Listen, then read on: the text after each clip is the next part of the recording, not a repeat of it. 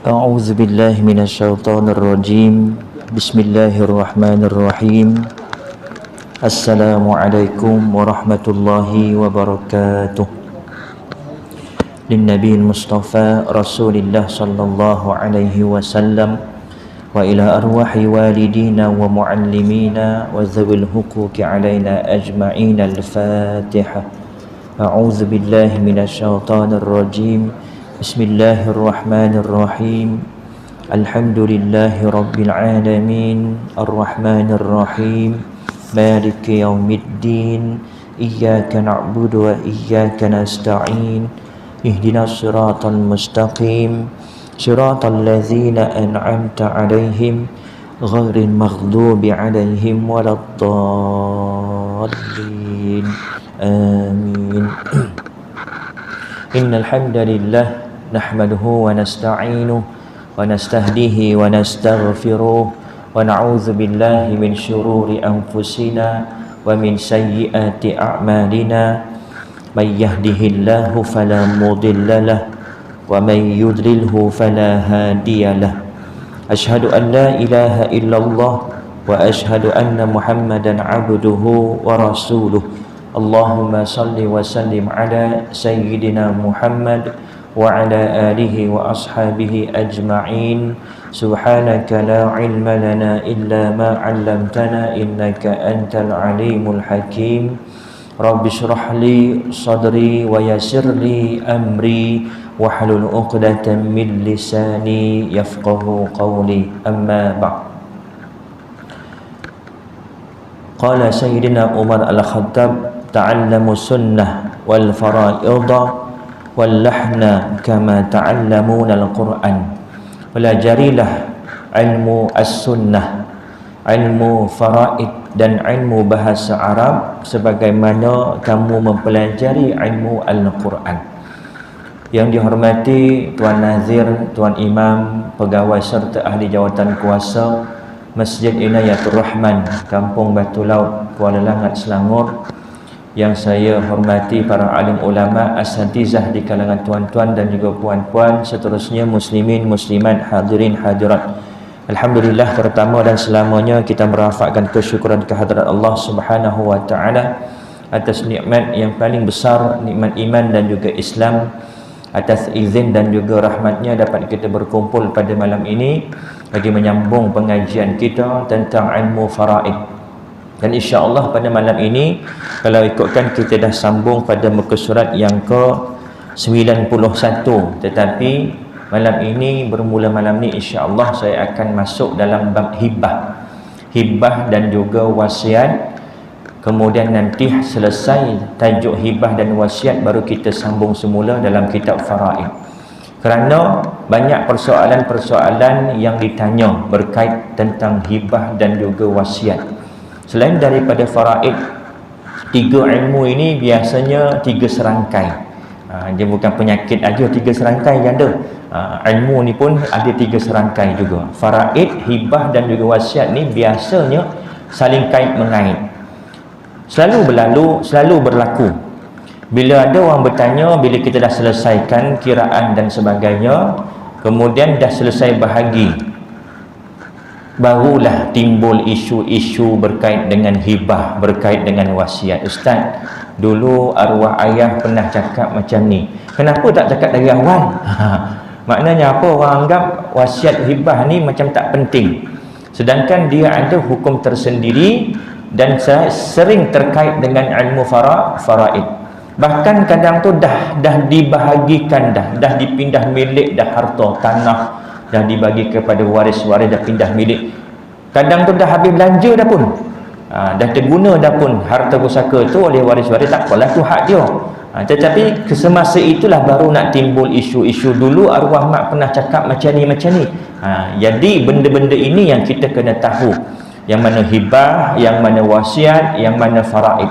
Kerana faraid ini step dia, turutan dia yang terakhir sekali, nombor 5. Nombor pertama, apabila berlaku kematian, al-huququ al-muta'alliqah bitirkah, kewajipan yang wajib dilakukan oleh waris ke atas harta pusaka si mati. Pertama, selesaikan dahulu tuntutan langsung ke atas harta pusaka. Contoh urusan gadaian, harta-harta yang masih berada di bawah gadaian, ataupun arwah ni semalam pinjam duit kawan dia RM5,000 cash, kemudian balik ke rumah letak atas almari duit tu RM5,000, malam ni tidur meninggal dunia. Jadi kena pulangkan segera kerana duit tu belum lagi terguna. Ini perkara pertama. Yang kedua, urusan jenazah si mati, mandinya, kafannya, solat ke buminya. Jangan kita ingat mati sahaja kita dapat harta, kita dapat faraid. Tak, faraid yang kelima. Sebelum tu ada benda-benda yang wajib waris lakukan sebelum daripada faraid. Pertama, tuntutan langsung ke atas harta pusaka. Yang kedua, urusan jenazah, mandi, kafan, ke bumi, solat. Kemudian yang ketiga, hutang si mati. Hutangnya ada dua, hutang dengan manusia, hutang dengan Allah. Kemudian wasiat jika ada, termasuk dalam urusan-urusan hibah dan sebagainya, kena diselesaikan sebelum daripada faraid. Dan ini antara peranan ilmu faraid, salah satunya adalah mengenal pasti yang mana harta pusaka, yang mana bukan harta pusaka. Apa perlunya Ustaz? Perlu kerana bila harta pusaka tertakluk pada hukum faraid. Jika bukan harta pusaka, tidak tertakluk pada hukum faraid. Apatah lagi bukan harta pusaka itu dah menjadi milik orang lain. Ini masalah. Tak dibagi tahu awal, dah dibahagikan mengikut faraid kepada waris-waris, baru timbul persoalan. Dulu mak pernah cakap begini-begini, kalau cucunya yang ini masuk universiti, mak arwah nak bagi RM3,000 kepada cucu sekian. Tahun ni baru cucu masuk, dikira hibah lah tu sebelum daripada meninggal. Nak bagi, tapi syaratnya tunggu cucu ni masuk universiti baru bagi RM3,000. Dah masuk cucu ni masuk universiti, tetapi belum lagi dibayar RM3,000, nenek ni meninggal dunia.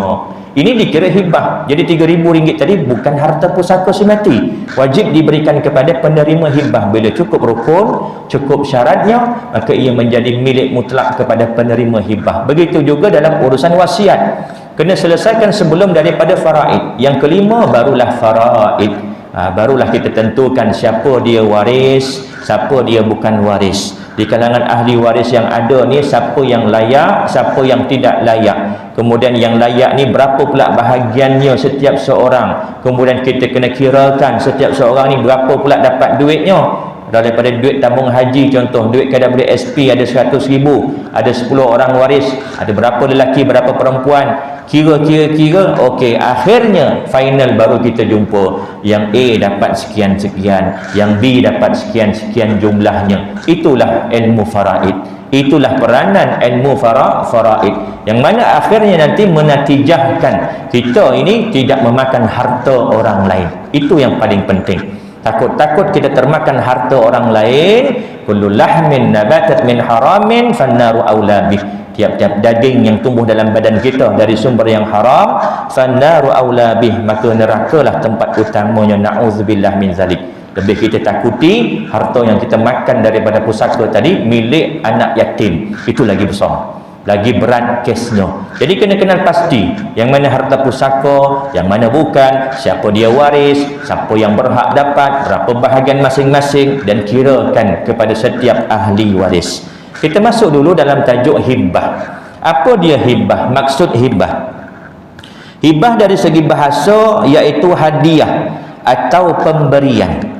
Dari segi syarak, ia bermaksud memberi milik sesuatu kepada orang lain tanpa melibatkan tukaran. Tanpa melibatkan tukaran. Kalau melibatkan tukaran, tak dipanggil hibah. Seperti jual beli, seperti sewaan, seperti gadaian. Dia bagi es krim, kawan tu bagi duit, itu jual beli. Ada apa? Ada tukaran. Hibah ni tak ada tukaran, kita bagi saja. Maknanya kita tak mengharapkan balasan daripada penerima. Di mana pemberian itu dilakukan ketika hidup. Ini beza dengan wasiat, pemberian selepas mati. Adapun hibah diberikan semasa hidup. Masa hidup lagi dah bagi siap-siap. Petang tadi nak cerita, ni semasa petang tadi dalam pukul 4 lebih ada orang telefon, dekat setengah jam juga dia cerita masalah. Orang daripada Pelabuhan Kelang. Isu dia, suami dia ni masih hidup, dan suaminya ini dah membuat hibah kepada anak-anaknya lebih kurang dalam 6 orang. Dia ada rumah 2 biji, ada tanah. Jadi dia bagi kepada anak pertama, anak kedua rumah sebiji, bahagi 2. Anak ketiga, anak keempat tanah 1 bidang, saya tak tahu berapa dia punya keluasan, untuk 2 nama. Anak kedua, anak ketiga. Rumah yang lagi 1 dia bagi dekat anak kelima dan keenam, bahagi sama rata. Ini hibah, makna cukup rukun, cukup syarat menjadi milik kepada anak, iaitu penerima hibah. Cuma yang jadi isu rumah yang ketiga ni masalah. Sebab apa? Abang dan juga adik ini asalnya memang kata nak kongsi bahagi 2. Tetapi kata abang, tak apalah, buh nama kau je lah, nanti bagi duit dekat abang, nilaikan berapa rumah, kemudian bayar dekat abang, rumah ni nama kau seorang je. Jadi dah berlaku pindah milik, dah pergi ke pejabat tanah, isi borang 14A pindah milik, buat penyaksian dan sebagainya. Rumah tadi dah menjadi milik adik yang bongsu. Adik yang bongsu ni pula nak bagi duit belum ada lagi. Belum ada lagi. Nak bagi nilaikan separuh tu kepada abang, tak ada duit lagi. Dan ayah ni pesan juga, kalaulah misal kata nak bagi tak ada duit, tunggu ayah mati nanti, barulah kamu bagi kalau ada duit, juallah rumah ni ke dan sebagainya. Rumah dah nama adik. Kemudian adik ni nak kata bijak tak bertempat ni. Dia pergi gadaikan rumah tadi dan dapat duit. Duit tu nilainya 700,000. Dan tak diberikan 1 sen pun kepada abang tadi. Dan sekarang dah berlaku hampir 3 tahun. Adik dan juga abang dengan ayahnya pun dah tak ada, orang kata dah terputus hubungan. Dah putus hubungan silaturahim. Jadi dia tanya saya, Ustaz, macam mana Ustaz nak buat Ustaz?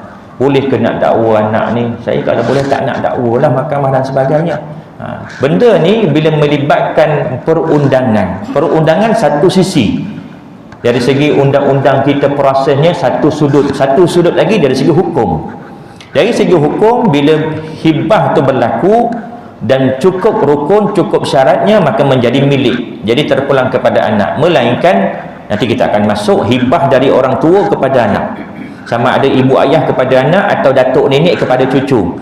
Datuk nenek, ayah, ibu dia boleh tarik balik hibah kepada anak atau kepada cucu. Contoh, hari ni dia belikan motor untuk anak dia, belikan motor Waisuku, motor laju. Sekali dibelikan, dilumburnya anak tu, dia buat lumba haram. Besok dia cakap, "Long, minta kunci motor, ayah nak jual balik motor. Sebab ayah bagi motor ni nak mudahkan kamu untuk bergerak, nak pergi sekolah dan sebagainya, tapi kamu buat lumba haram." Hukum ayah ambil balik walaupun tanpa redha anak, harus. Kerana pemberian itu daripada orang tua. Tetapi kalau kita bagi ke kawan kita, kita bagi kepada abang kita, bagi kepada adik kita, tak boleh ambil balik kalau tidak ada keredaan daripada penerima yang pertama tadi. Ini isu dia. Tapi dari segi perundangan, nama dah nama anak. Ini masalah. Jadi nasihat saya, kalau tuan-tuan nak buat hibah, nak buat wasiat, kalau boleh ada hitam putih. Ada hitam putih ni maknanya apa? Kalau boleh juga jangan pindah milik masa hidup. Jadi macam ni. Kita boleh buat hitam putih tapi tak pindah milik. Saya bukan nak promote, tetapi kita di Selangor ni beruntung, satu-satunya negeri yang mana Majlis Agama Islamnya menyediakan perkhidmatan untuk umat Islam di negeri Selangor buat hibah atau wasiat melalui MAIS, dan kosnya cukup rendah berbanding dengan syarikat-syarikat di luar sana. Tak sampai 1,000 pun. Kalau tanya dekat syarikat-syarikat luar, 2,000, 3,000 untuk satu permohonan hibah pengesahan sahaja, belum pindah milik. Jadi bila kita buat dengan MAIS, contoh, tak pindah milik lagi tetapi dah ada dokumentasi, maknanya dah ada hitam putih.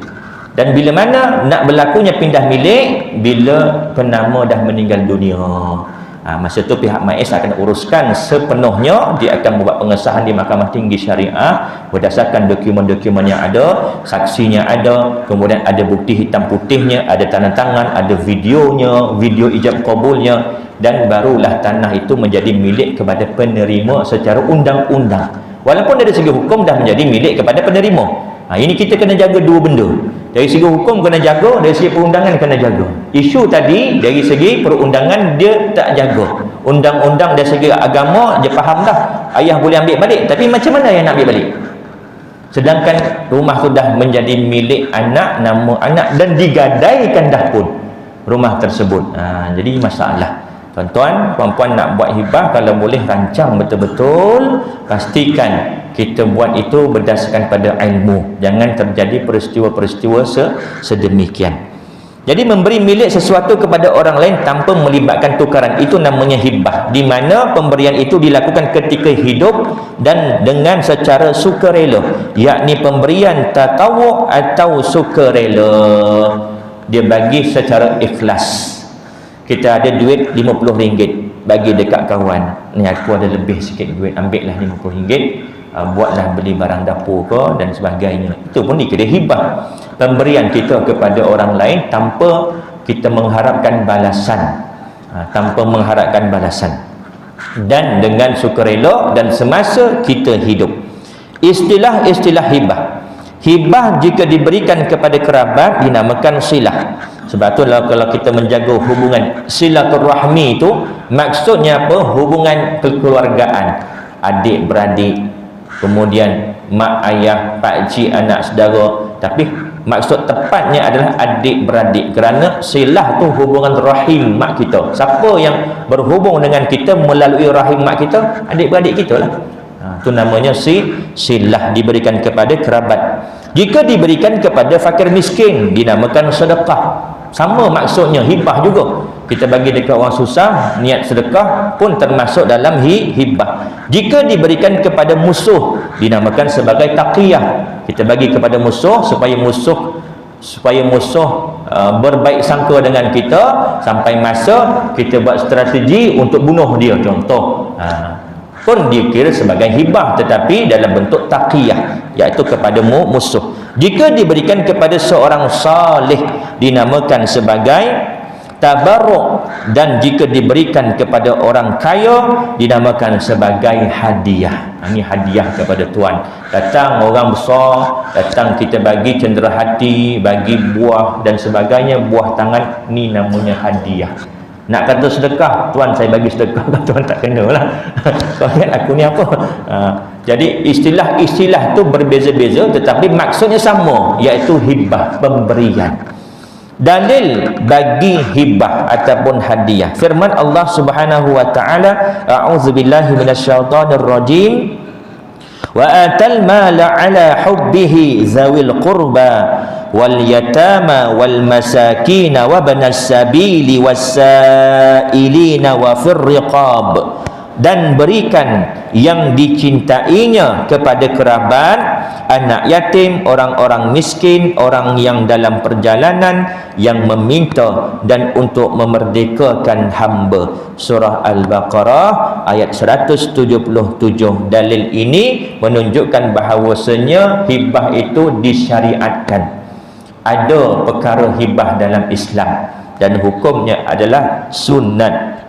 Sabda Nabi SAW, tahadu tahabu, salinglah memberi hadiah, nescaya kamu saling berkasih sayang. Tahadu tahabu ni bermaksud saling. Bila kata saling ni maknanya sambil beri memberi. Ada dua pihak, A bagi ke B, B bagi ke A. Orang dulu-dulu kalau raya biasa dia bagi munjung. Jawanya panggil munjung-munjung. Ngunjung. Hari ini ataupun pagi kita bagi kat jiran sebelah, bagi kanan, bagi kiri, contoh. Petang dia balas balik. Ini berdasarkan hadis sunnah. Kerana perintah Nabi supaya kita saling memberi hadiah. Kerana hikmahnya, maka akan lahirlah saling berkasih sayang antara kita dengan orang yang berkait, yang kita bagi hadiah tadi. Bila kata saling tu maknanya baru timbul kasih sayang. Jangan kawan tu je manjang muka dia belanja, kita tak belanja dia. Hari-hari minum dia je yang belanja. Timbul tak kasih sayang, asyik aku je belanja katanya. Maknanya kena saling belanja. Hari ni kawan tu belanja, besok orang lain pula belanja. Saling berbelanja sambil belanja di antara kawan-kawan, pergi ngeteh ke, pergi sarapan ke, barulah timbul perasaan kasih sayang. Rukun hibah, rukun dan juga syarat. Apa beza rukun dan juga syarat? Rukun ni satu perkara yang mesti kena ada dia, dan kalau tak ada, tak sah perkara tersebut. Dan rukun ini merupakan sebahagian daripada perkara tersebut. Adapun syarat adalah satu perkara yang mesti kena ada dia, sama juga macam rukun. Dan kalau tak ada syarat, maka tak sah perkara tersebut. Cuma bezanya syarat ini bukan sebahagian daripada perkara tersebut. Nak bagi contoh mudah faham, dalam sembahyang kita ada rukun, ada syarat sah sembahyang. Apa dia rukun? Yang 13. Berdiri betul, baca Fatihah, rukuk, i'tidal, semuanya itu adalah sebahagian daripada sembahyang. Maknanya perbuatan itu semua dalam sembahyang. Itu rukun. Mesti kena ada dia. Tak ada salah satu, 12 buat, satu je tak buat, tak sah sembahyang. Ini rukun. Syarat sah sembahyang apa dia? Kena suci daripada najis dan juga hadas. Kena berwuduk, suci hadas kecil, hadas besar. Kena suci najis pakaian, tempat, badan kita. Ni syarat sah. Masuk waktu, dah azan baru sembahyang sah. Kemudian apa lagi? Menghadap kiblat. Itu syarat sah sembahyang. Semuanya itu bukan dalam perbuatan sembahyang, tetapi kalau tak ada dia, tak sah sembahyang. Walaupun rukun cukup dah, 13 rukun tu memang cukup, tetapi dia sembahyang 10 minit awal sebelum masuk waktu, tak sah sembahyang. Kerana syarat sahnya mesti kena ada juga. Tanpa syarat maka batal, tak sah perbuatan tersebut. Begitu juga dalam perkara-perkara yang lain.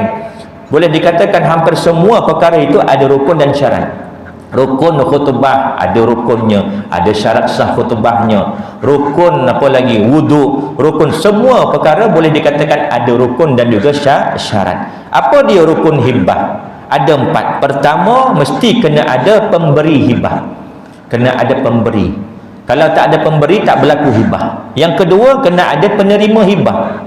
Kena ada orang yang menerima hibah. Orang ni nak bagi duit, nak bagi sedekah, tapi bila tanya nak bagi kat siapa, tak tahu nak bagi kat siapa. Tapi saya ada duit ni, RM50 saya nak bagi kat orang. Siapa nak bagi kat siapa ni, tak tahu nak bagi kat siapa. Jadi tak hibah, tak jadi. Dia kena ada pemberi dan juga penerima, barulah berlakunya hibah. Rukun yang ketiga, kena ada benda yang dihibahkan. Kena ada harta, benda yang dihibahkan. Nak hibah apa? Saya nak hibah, saya Daud, saya sebagai penghibah, dan ini anak saya nak bagi dekat anak saya nak hibah. Nak bagi apa? Tak ada apa-apa, tak tahu nak bagi apa, tak berlaku juga. Mesti kena ada juga benda yang nak dihibahkan. Dan yang keempat, rukun keempat, sirah, iaitu ijab dan juga qabul. Dalam mazhab Imam Syafi'i, wajib ada ijab dan juga qabul. Maksud ijab qabul ni apa? Lafaz, ini duit saya berikan kepada kamu, dan yang menerima menjawab saya terima. Itu namanya ijab qabul. Macam mana kita akad nikah masa dulu-dulu ada ijab qabul, macam itulah juga rukun bagi hibah, ada ijab dan juga qabul. Syarat-syarat hibah. Yang pertama, disyaratkan ke atas pemberi hibah. Bagi orang yang nak memberi penghibah ini ada syarat-syaratnya. Pertama, memiliki barang yang hendak dihibahkan. Mesti barang yang dia nak hibahkan tu milik dia. Saya nak sedekah RM5,000 kepada pihak masjid, saya nak bagi sumbangan. Mana duitnya? Minta dekat imam. Guna duit imam. Dia nak hibah tapi guna duit orang lain. Mesti syaratnya bagi yang penghibah ni, dia yang memiliki barang tersebut, milik dia, bukan milik orang lain. Oh, saya nak bagi ni, saya nak bagi ni, saya nak sumbang ni, tapi mana bendanya? Tak ada, bukan dengan saya, minta kat orang lain. Tak jadi. Hibah ni syarat dia mesti kena milik penghibah, baru cukup syarat penghibah. Syarat yang kedua, tidak ditegah berbelanja. Maksud ditegah ni, kita sebagai orang yang dah merdeka tak ditegah. Ataupun dalam bahasa lain mungkin, kalau sekarang ni mungkin muflis lah. Tapi tak boleh juga nak kaitkan, sebab muflis ni masih boleh lagi hibah. Tapi kalau misalnya kata hamba, dia tak boleh hibah, kerana harta dia adalah milik tuannya. Ataupun dari segi mampu ni, mampu untuk dia nak memberi barang tersebut kepada orang lain dan tidak ditegah, bukan harta yang masih dalam gadaian. Bila dalam gadaian bermakna harta tu masih ditegah, tertegah untuk diberikan, dijual dan sebagainya. Seperti contoh, kalau tuan-tuan terlibat dalam urusan jual beli tanah, jual beli rumah yang masih dalam pembiayaan, memang nama kita buat pembiayaan dengan bank, beli rumah contoh, nama geran tu dah nama kita dah, tapi geran tu dipegang oleh pihak bank. Selagi mana kita belum habis bayar pembiayaan, selagi itu geran tu tidak akan kita terima. Dan dalam geran itu ada namanya caveat. Caveat ni apa ni? Halangan. Yang mana dibuat oleh pihak bank kepada pejabat tanah supaya menyekat tanah rumah tadi daripada kita menjualnya kepada orang lain. Bila dah selesai kita punya pembiayaan, barulah caveat tadi, halangan tadi, sekatan tadi dilupuskan dan menjadi hak kita, terpulang pada kita nak bagi ke orang ke, nak jual kepada orang lain ke, sebab dah menjadi milik kita sempurna. Itu syarat yang kedua. Syarat yang ketiga, telah baligh. Baligh ni maknanya apa? Dari segi hukum fiqh, telah sampai umur. Bagi lelaki keluar mani antara usia sebelum 15 tahun, 9 hingga 15 tahun keluar mani bagi lelaki. Kalau bagi perempuan keluar haid lah. Kalau misal kata ini dari segi hukum fiqh Imam Syafi'i, mazhab Imam Syafi'i, usianya dah lebih daripada 15 tahun qamari, tetapi belum lagi mimpi keluar mani bagi lelaki, belum lagi keluar haid bagi perempuan, maka selepas daripada 15 tahun qamari itu dia dikira sebagai orang yang baligh, walaupun belum keluar haid, belum keluar mani lagi. Kemudian yang keempat, dengan pilihan sendiri, iaitu tidak dipaksa. Bukan dipaksa orang hunuskan pisau kat leher dia, okay, bagi duit 10,000 kat aku, orang tu bagi juga. Itu bukan hibah, tu rompak. Itu rompak. Memang ada pemberi, memang ada penerima, memang ada hartanya, tetapi tidak ada sukarela. Sukarela daripada orang yang memberi tadi, dalam arti kata tidak dipaksa. Kemudian yang kedua, syarat ke atas penerima hibah pula. Tadi syarat kepada penghibah, kena orang yang baligh, kemudian memiliki harta tersebut tidak tertegah daripada berbelanja, kemudian dengan rela hati. Ini bagi penerima, kenalah penerima itu wujud. Maknanya ditentukan penerima tu siapa. Saya nak bagi RM10,000 ini, siapa nak bagi kat siapa? Tak tahu nak bagi kat siapa, tak berlaku. Syaratnya kena ditentukan siapa penerimanya. Oh, si Fulan bin si Fulan, ataupun kepada pihak, saya nak bagi kepada masjid, saya nak bagi kepada surau, ditentukan siapa dia penerima tadi. Kemudian yang kedua, syarat penerima hibah, pertama mesti kena wujud, ada penerimanya. Yang kedua, memiliki kelayakan untuk menerima. Jika tidak ada kelayakan, seperti kanak-kanak dan orang gila, hendaklah diwakilkan kepada wali, yakni penjaga mereka, untuk menerimanya. Ini yang berlaku dalam pengamalan kita, undang-undang kita di Malaysia. Bagi kanak-kanak yang di bawah umur, kalau misal kata ada bahagian dia daripada pusaka, harta pusaka mak ayah dia, maka dia sebagai penerima betul, tetapi mesti kena ada orang yang menjadi pemegang amanah bagi harta dia. Ini bertepatan dengan hukum syarak. Selagi mana dia belum baligh, selagi mana dia belum waras. Kalau misalkan dia kanak-kanak ataupun dia ada masalah mental, orang kurang upaya OKU dari segi mental, bermakna sentiasalah ada pemegang amanah yang menjaga harta-hartanya. Syarat yang ketiga, disyaratkan ke atas benda yang dihibahkan. Pertama, benda tersebut mestilah wujud. Yang kedua, benda yang dihibahkan mestilah halal, bukan benda yang haram. Dia bagi sumbangan, contoh rokok 2 kartun. Tak boleh. Waktu korban biasa kan, ada sumbang rokok ni, sponsor daripada 10 bin Suhaib. Mestilah benda yang halal. Nak sumbang air mineral ke, minta maaf ya, bab rokok ni sensitif sikit, tapi inilah kenyataannya. Tak boleh bagi benda yang tidak halal. Siapa yang kata rokok ni makruh? Ke ada lagi yang kata makruh? Tuan-tuan tengoklah, semaklah dalam fatwa-fatwa, majoriti mengatakan hukumnya adalah haram. Walaupun tuan-tuan isyak juga, tapi yakin dalam hati hukumnya haram. Jangan menidakkan, sebab fatwa-fatwa sekarang ni berdasarkan pada isu-isu semasa, apa yang ada dalam rokok, dan banyak kajian-kajian dah dibuat kepada rokok, dan kesannya itu boleh memudaratkan kesihatan dan sebagainya. Yang kedua, mesti halal. Harta yang dihibahkan mesti halal. Yang ketiga, dimiliki oleh pemberi hibah. Harta tadi menjadi milik kepada pemberi hibah, bukan harta orang lain tiba-tiba orang datang ambil bagi kat kita. Tak boleh. Orang jumpa barang, jumpa telefon contoh, azan dah ke? Jumpa telefon dekat tepi jalan, kemudian dia bagi kat kita, ni saya bagi kat kamu. Siapa punya ni? Tak tahu, saya jumpa kat jalan. Tak sah hibah tadi.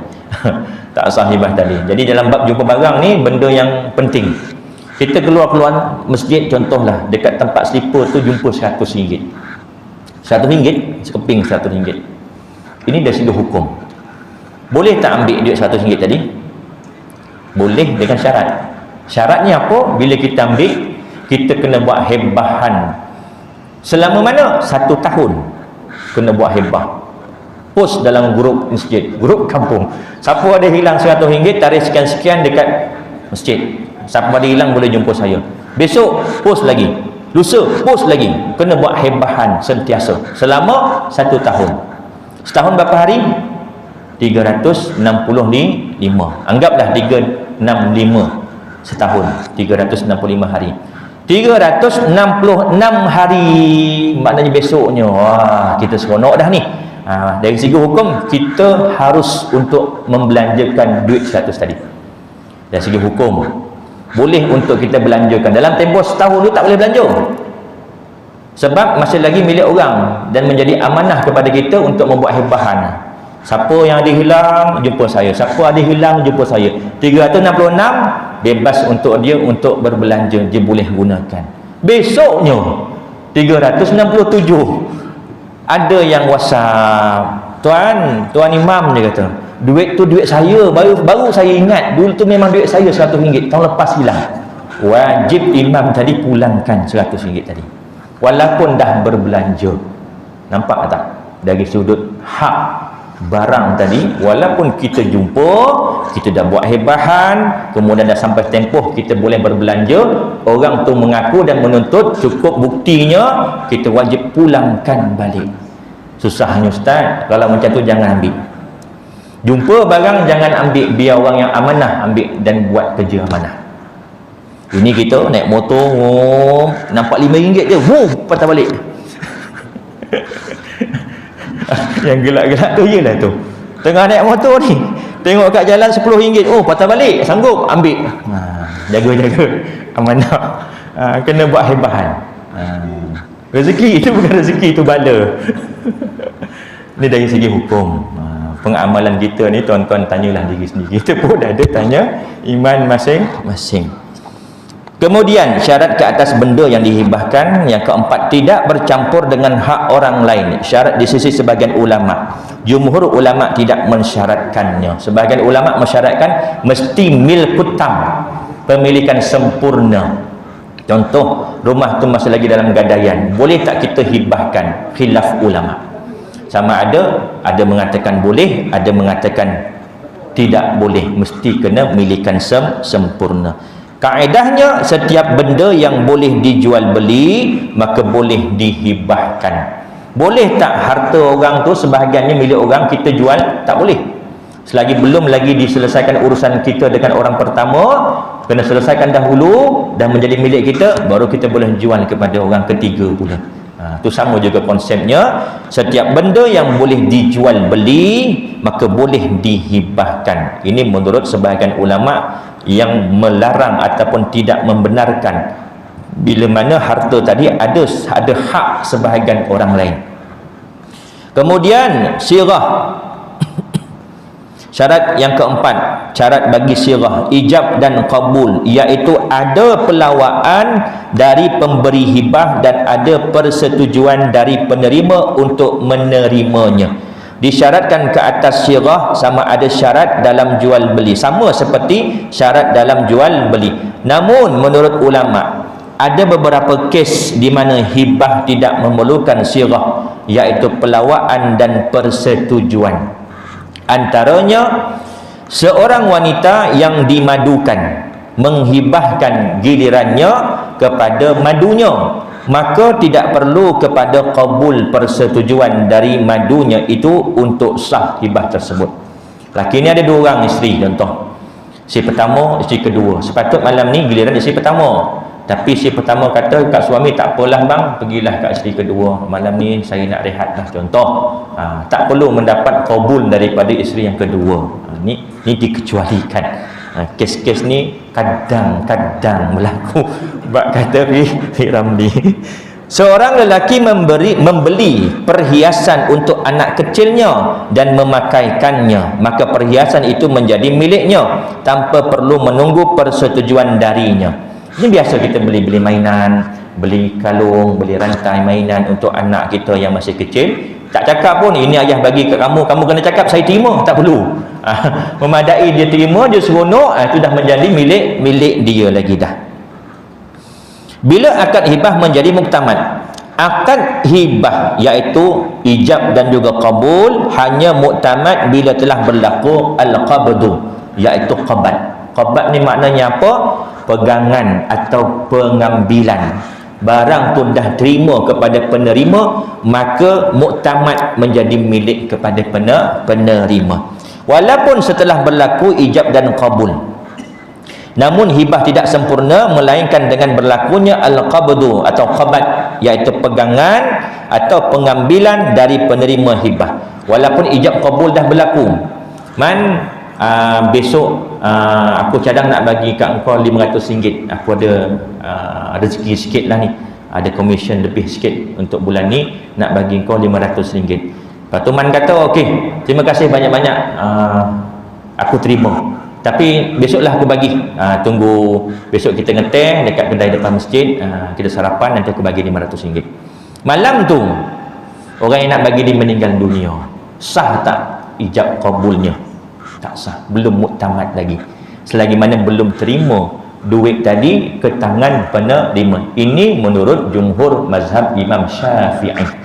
Pendapat mazhab al-Imam Al-Syafi'i, wajib kena ada qabad. Azan Isyak, kita berhenti kejap, kemudian kita sambung sedikit insya-Allah.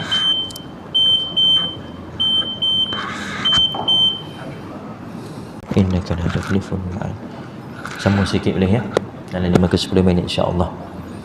Bilakah akad hibah menjadi muktamad? Bila adanya qabad, iaitu penerimaan barang tersebut ke tangan penerima hibah.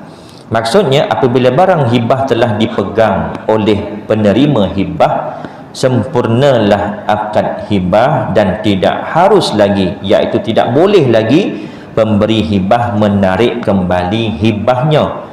Adapun sebelum dipegang atau diambil, harus untuk pemberi hibah, penghibah tadi, menarik kembali hibahnya kerana akad hibah belum muktamad.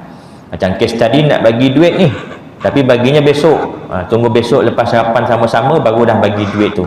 Mati kawan ni yang nak beri hibah, jadi duit tadi bukan milik penerima hibah, menjadi milik yang memberi. Mati dia di kedai pusaka dia. Syarat mesti kena ada qabad, kena ada penerimaan. Berdalilkan hibah Nabi SAW kepada Najasyi radhiyallahu anhu, dalam Musnad Imam Ahmad terdapat hadis menceritakan Nabi SAW pernah menghantar beberapa hadiah kepada Najasyi. Namun belum sempat hadiah itu tiba kepada Najasyi sampai berita kepada Nabi SAW bahawa Najasyi telah meninggal dunia. Maka baginda SAW memerintahkan hadiah itu dibawa pulang dan baginda memberinya kepada isterinya Ummu Salamah radhiyallahu anha. Ini dalil yang dilakukan oleh baginda Nabi SAW menjadi dalil kepada Imam mazhab Syafi'i, terutamanya meletakkan syarat qabat itu kena ada, barulah muktamadnya hibah tadi, barulah menjadi milik kepada penerima. Kalau selagi belum qabat, pemberi hibah dia boleh untuk mengambil balik, maknanya tak jadi, cancel, boleh dari segi hukum, harus. Menurut ulama, hadis di atas menunjukkan bahawa hibah belum muktamad selagi penerima hibah belum memegang atau mengambilnya. Jika tidak, nescaya Nabi SAW akan menyuruh wakilnya supaya meneruskan perjalanan dan menyerahkan hibah itu kepada waris-waris Najasyi.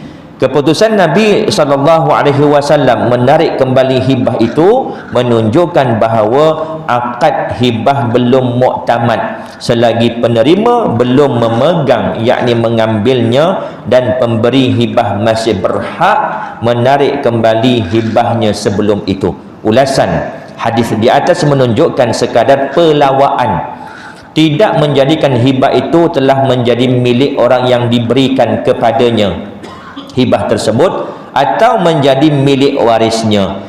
Ia mesti disusuli dengan penerimaan atau persetujuan oleh orang yang diberi hibah itu, dan hanya sempurna apabila ia mengambil atau memegangnya. Jika tidak, sudah tentu Rasulullah SAW tidak akan mengambil kembali hadiahnya kepada Najasyi itu jika hibah itu telah dikira sempurna dengan semata-mata pelawaan atau hasrat dari pemberinya. Inilah pandangan jumhur ulama. Menurut jumhur ulama, suatu hibah tidak berpindah milik kepada orang yang diberi kepadanya hadiah ataupun hibah kecuali setelah ia mengambilnya, iaitu memegangnya, qabat, atau diambil oleh wakilnya. Kalau ada wakil yang mengambil pun dah dikira sah, sempurna, muktamad dah. Kesimpulannya, berdasarkan pandangan jumhur ulama, dengan berdalilkan hadis di atas, hibah tidak sempurna melainkan setelah dipersetujui oleh orang yang diberikan kepadanya hibah dan ia mengambilnya. Mesti kena ada qabul juga. Qabul ni persetujuan. Ini duit saya beri kepada kamu, saya terima, tapi belum pegang lagi, duitnya besok baru bagi. Maknanya qabul dah ada, ijab daripada penghibah, qabul daripada penerima, tetapi qabat belum berlangsung, masih belum lagi muktamad, belum selesai lagi. Ada masa untuk pemberi fikir 2-3 kali untuk batalkan, cancelkan pemberian tersebut. Selagi ia belum mengambilnya, maka akad hibah belum sempurna dan harus pemberi hibah menarik kembali hibahnya. Sebahagian ulama mazhab Hanafi menyalahi pandangan jumhur, di mana mereka berpendapat pelawaan, yakni pemberian sahaja, sudah memadai dalam hibah. Ini pendapat dalam mazhab ulama-ulama mazhab Hanafi, mengatakan bahawasanya memadai hanya ijab sahaja, iaitu kita bagi saja. Ini duit RM5 saya beri kepada kamu, ni duit atas meja, kawan tu senyap je, dia nak ambil sekarang malu, kan nanti pemberi dah keluar pergi baru dia ambil, dah dikira sah. Ini pendapat dalam mazhab Imam Hanafi. Adapun selain Imam Hanafi, wajib, iaitu menjadi rukun ijab dan qabul, iaitu ada pelawaan dan juga ada penerimaan daripada orang yang menerima. Saya terima kasih dan sebagainya. Wallahu a'lam. Nanti kita akan sambung dalam bab hibah kepada anak-anak. Sama juga dalam isu datuk kepada cucu, nenek kepada cucu. Selagi mana dari golongan usul, golongan atas kepada golongan furuk, iaitu golongan bawah. Yang ni insya-Allah kita akan sambung pada perjumpaan akan datang bulan hadapan, insya-Allah hari Selasa minggu pertama. Cukup sekadar itu. Yang baik itu datang daripada Allah dan kurang lemah itu datang daripada kelemahan diri saya. Ya. Kalau pemegang amanah akan ke anak-anak yang belum balik, sebelum dia umur pemegang itu dan bagaimana amanah itu? Okey, pemegang amanah meninggal sebelum yang pemilik itu baligh, sebelum dewasa. Undang-undang kita boleh masuk nama pemilik bila usia 18 tahun dan ke atas, baru boleh dalam geran tu nama dia. Kalau misal kata bawah umur, mesti kena ada nama orang pemegang amanah. Isu dia pemegang amanah meninggal dunia sebelum daripada yang di bawah itu sampai umur 18 tahun, maka kena lantik pemegang amanah yang baru. Kena lantik yang baru. Ya. Kalimah yang dicakap tadi kena bagi berakhir. Saya tahu bila saya tinggal Okey, dah diberikan secara sempurna ataupun belum? Belum. Masih nak bagi kita tapi yang saya nak buat kata juga break tadi. Si saya lah. Juga saya minta. Tidak wajib si saya Tak wajib. Tak wajib kerana hibah tadi belum muktamad. Dia baru nak cakap, saya nak bagi 500 kat kawan saya. Isterinya dengar. Besok abang nak bagi 500 dekat Haji Din contoh. Dia kenal Haji Din tu. Malam tu suaminya meninggal dunia.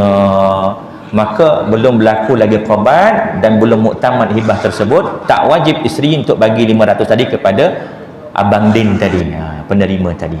Jelas ya? Ya, dah ya. Okay, kita tangguh dengan tasbih kafarah dan suratul asr. Subhanakallahumma bihamdika asyhadu an la ilaha illa anta astaghfiruka wa atubu ilaik. Bismillahirrahmanirrahim. Wal 'asri innal insana lafi khusr illa allazina amanu wa 'amilus solihati wa tawassaw bil haqqi wa tawassaw bis sabr. Bismillahirrahmanirrahim. Alhamdulillahirabbil alamin. Wassalatu wassalamu ala asyrafil anbiya'i wal mursalin wa ala alihi wa sahbihi ajma'in.